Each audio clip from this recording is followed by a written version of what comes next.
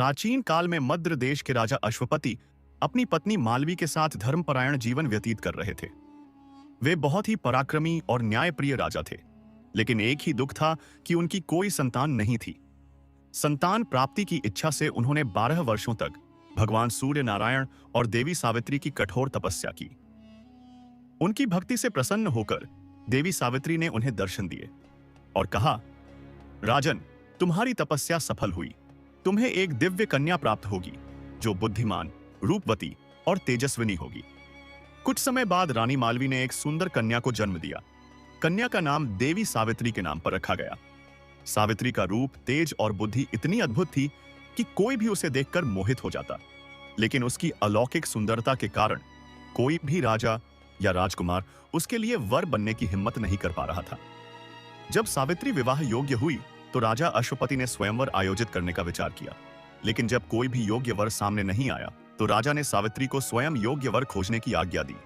सावित्री ने अपने पिता की आज्ञा का पालन करते हुए योग्य वर की तलाश में विभिन्न राज्यों की यात्रा की। एक दिन वह अपने मार्गदर्शकों के साथ शाल्व देश के जंगलों में पहुंची। वहां उसने एक तेजस्वी, बलशाली और रूपवान युवक को लकड़ियां काटते देखा। वह युवक इतना आकर्षक और दिव्य प्रतीत हो रहा था कि सावित्री उसे देखकर मोहित हो गई। यह युवक सत्यवान था। सत्यवान के पिता राजा द्युमत्सेन पहले शाल्व देश के प्रतापी शासक थे, लेकिन शत्रुओं ने उन्हें पराजित कर उनका राज्य छीन लिया था। युद्ध में राजा अंधे हो गए थे और अब वे अपनी पत्नी और पुत्र के साथ वन में तपस्वी जीवन व्यतीत कर रहे थे। सावित्री जब महल लौटी तो उन्होंने अपने पिता से सत्यवान से विवाह की इच्छा जताई, लेकिन तभी देवर्षि नारद वहां आए और उन्होंने राजा अश्वपति को चेतावनी दी, राजन, सत्यवान जितना तेजस्वी, गुणवान और धर्मपरायण है, उतनी ही दुखद उसकी नियति है। उसकी आयु केवल 1 वर्ष शेष है। राजा अश्वपति यह सुनकर बहुत चिंतित हुए और सावित्री को इस विवाह से मना किया, लेकिन सावित्री अपने संकल्प पर अडिग रही। उन्होंने कहा, पिताश्री, मैं एक बार जिसे पति रूप में स्वीकार कर लूं, उसे कभी नहीं छोड़ सकती।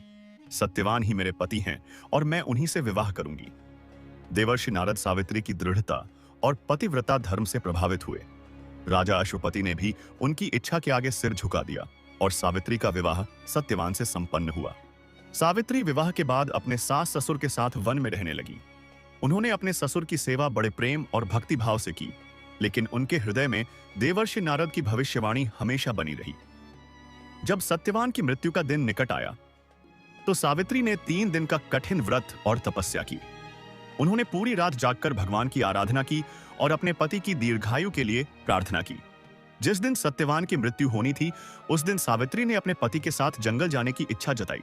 सत्यवान ने कहा, प्रिय, तुमने उपवास रखा है, तुम थकी हुई होगी, जंगल जाना तुम्हारे लिए कष्टदायक होगा।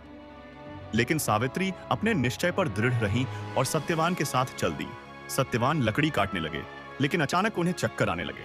वे सिर पकड़कर जमीन पर गिर पड़े और अचेत हो गए। तभी वहां यमराज स्वयं प्रकट हुए। वे सत्यवान के प्राण लेने आए थे। जैसे ही उन्होंने सत्यवान के प्राण निकाले और दक्षिण दिशा की ओर बढ़े, सावित्री भी उनके पीछे पीछे चल दी। यमराज ने सावित्री से कहा, हे पतिव्रता नारी, तुम वापस जाओ। सत्यवान का जीवन काल समाप्त हो चुका है, अब उसे स्वर्ग ले जाना आवश्यक है। सावित्री ने विनम्रता से उत्तर दिया, हे यमराज, मैं अपने पति का अनुसरण कर रही हूं। शास्त्रों में कहा गया है कि पति के बिना स्त्री का कोई अस्तित्व नहीं होता। मैं उनकी अर्धांगिनी हूं, इसलिए मैं उनके साथ जाऊंगी। यमराज सावित्री की भक्ति से प्रभावित हुए और बोले, मैं तुम्हें एक वरदान देता हूं, तुम मुझसे कुछ भी मांग सकती हो, लेकिन सत्यवान का जीवन नहीं। सावित्री ने कहा, हे यमराज, कृपया मेरे ससुर राजा द्युमत्सेन को उनकी नेत्र ज्योति और खोया हुआ राज्य वापस दे दीजिए। यमराज ने तथास्तु कहा और आगे बढ़े, लेकिन सावित्री अभी भी उनके पीछे चलती रहीं। यमराज ने पुनः उन्हें रोककर कहा, मैं तुम्हें दूसरा वरदान देता हूं। सावित्री ने कहा, मुझे 100 तेजस्वी पुत्रों का वरदान दीजिए। यमराज ने तथास्तु कहा, लेकिन सावित्री फिर भी उनके साथ चलती रहीं। जब यमराज ने तीसरा वरदान देने को कहा तो सावित्री ने बड़ी चतुराई से उत्तर दिया, हे यमराज, आपने मुझे 100 पुत्रों का वरदान दिया है, लेकिन मैं पतिव्रता स्त्री हूं और पति के बिना पुत्र कैसे प्राप्त कर सकती हूं। यमराज को अपनी भूल का एहसास हुआ और वे सावित्री की बुद्धिमानी से चकित रह गए। उन्होंने सत्यवान को जीवन दान दे दिया और उसे पुनर्जीवित कर दिया। कथा का निष्कर्ष और संदेश। जब सावित्री और सत्यवान वन से लौटे तो राजा द्युमत्सेन की नेत्र ज्योति लौट आई और उन्हें उनका खोया हुआ राज्य भी मिल गया। इस प्रकार सावित्री ने अपने प्रेम, तपस्या और बुद्धिमत्ता से अपने पति को मृत्यु के मुख से वापस ला दिया।